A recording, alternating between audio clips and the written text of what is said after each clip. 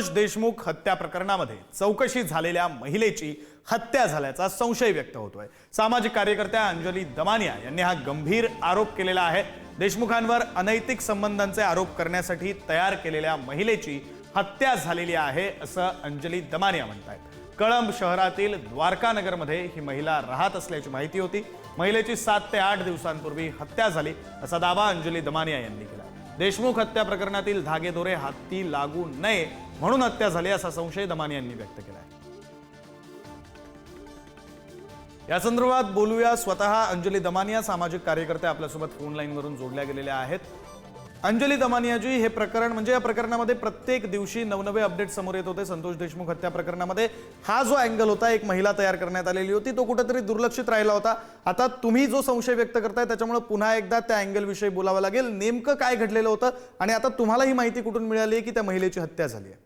नाही, प्रथमतः मला एक करेक्शन करायचं आहे की संतोष देशमुख यांच्या मृत्यूचे धागेदोरे हाताला लागू नये म्हणून याची हत्या केली असं मी कुठेही म्हटलं नाहीये। बरं, त्याच्यात झालं होतं असं की संतोष देशमुखांच्या म्हणजे कराडनी जो कट रचला होता संतोष देशमुख यांना अडकवण्याचा, त्याच्यापैकी आधी त्यांना मारहाण करून मग कदाचित त्या महिलेच्या इकडे त्यांना टाकून ते लोक फरार होणार होते आणि असं मला सांगण्यात आलं होतं।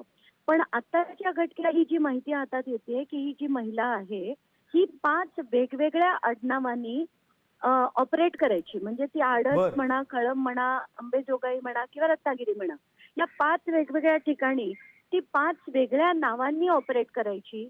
पुरुषांना अडकवणं, त्यांच्यावर अत्याचाराचे आरोप करणं आणि त्यांना त्याचा त्रास देणं, त्याच्यातनं पैसे काढणं, खंडणी काढणं, अशी तिच्यावर अनेक ठिकाणी तिने हे असे उद्योग केले होते असं कळतंय। ती 5 नावं देखील मला परवाच्या दिवशी कळली। पहिली कळल्याबरोबर मी ती माहिती SP नवनीत कावत यांच्याकडे दिली, त्यांना ती व्हेरीफाय करायला सांगितली। संध्याकाळी त्यांचं असं कळवण्यात आलं की आतापर्यंत SP धाराशिव, कारण हे कळंब हा जो भाग आहे हा धाराशिव मध्ये येतो, म्हणून SP धाराशिव यांच्याशी बोलणं झालं तर त्याच्यात तोपर्यंत त्यांना ती बातमी कन्फर्म होत नव्हती। पण आज मात्र SP जे धाराशिवचे जाधव म्हणून आहेत त्यांनी ती बातमी कन्फर्म केली आहे की मनीषा बिडवे नावाची जी व्यक्ती होती कळंबची, तिची हत्या झाली होती। तिला पुन्हा तिने 2 पुरुषांना अशाच एका प्रकरणात गुंतवण्याचा प्रयत्न केला। त्याच्यापैकी एकांनी तिची हत्या करून तिला त्या रूम मध्येच ठेवून बाहेरनं कुलूप लावून हे गायब झाले होते आणि ते प्रेत जे होतं ते सडत होतं, त्याच्या वासाने जेव्हा लोकांना त्रास झाला तेव्हा हे सगळं प्रकरण उघडकीस आलंय। आणि आत्ताच्या घटनेला तिच्या घरच्यांनी सुद्धा साफ नकार दिलाय की आम्ही त्याच्यावर कंप्लेंट देखील देणार नाहीये, कारण आम्हाला त्याच्याशी काही कर्तव्यच नाही। म्हणून आज पोलिसांनी शेवटी सुमो मोटो ऍक्शन घेऊन आज ती FIR झालेली आहे आणि त्याच्यावर आता कारवाई होताना आपल्याला दिसते। तर माझ्याकडची सगळी असलेली माहिती मी SP जाधवांना पाठवली आहे आणि त्या दिशेने आता पुढचं काम सुरू होतंय। बरं, म्हणजे या महिलेची हत्या ही धाराशिव जिल्ह्यामध्ये झालेली आहे अशी तुमची माहिती आहे। या महिलेनं तुम्ही म्हणताय की आतापर्यंत 5 ते 6 पुरुषांना अडकवलं होतं, त्या प्रकरणांसंदर्भातली काही माहिती आहे किंवा मग संतोष देशमुखांना नेमकं कशा प्रकारे अडकवलं जाणार होतं ते झालं नाही यातली काही माहिती? नाही, त्याला अडकवलं जाणार होतं हे एकदा नाही अनेक वेळा धनंजय देशमुख यांनी पण सांगितलंय, दत्त पण सांगितलंय। हा सगळा प्लॉट त्यांचा तयार होता कराडांचा, हे देखील आपल्याला कळतंय।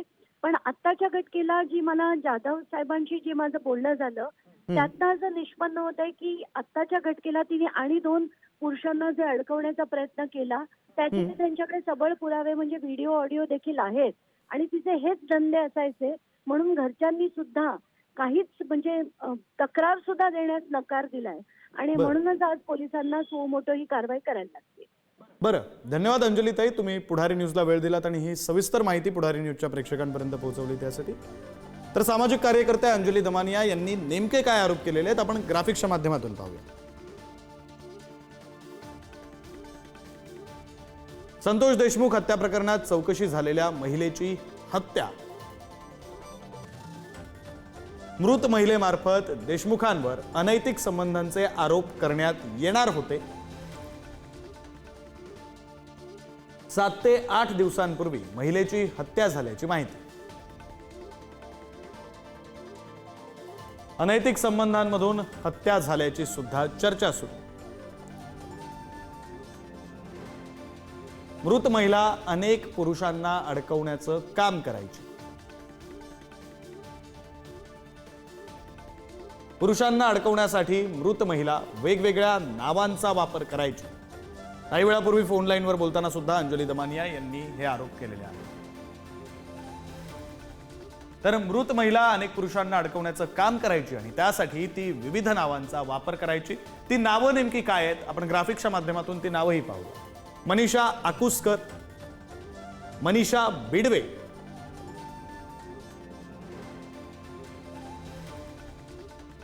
मनीषा मनोज बियाणी, ही झाली 3 नावं. आकुसकर, बिडवे, बियाणी. मनीषा राम उपाडे, नाव तेच आहे, आडनाव प्रत्येक वेळी बदलते. अशी वेगवेगळी आडनावं घेऊन ही महिला पुरुषांना अडकवत होती. मनीषा संजय गोंदवले हे 5वं नाव. दरम्यान कळंबमध्ये मनीषा बिडवे नावाच्या महिलेची हत्या झाल्याची माहिती पोलिसांनी दिली आहे. आपण पाहूया. जो होता तो मनीषा बिडवे यांचाच होता, त्याची खात्री पटली आणि त्यानंतर आम्ही पुढची प्रक्रिया केली आहे. परंतु PM रिपोर्ट्स येणं बाकी असल्या कारणाने गुन्हा दाखल न करता प्राथमिक आम्ही अकस्मात मृत्यूची नोंद केलेली आहे आणि तपास करत आहोत. संतोष देशमुख सरपंच यांच्या हत्या प्रकरणात या महिलेची चौकशी झाल्याची अशी चर्चा आहे.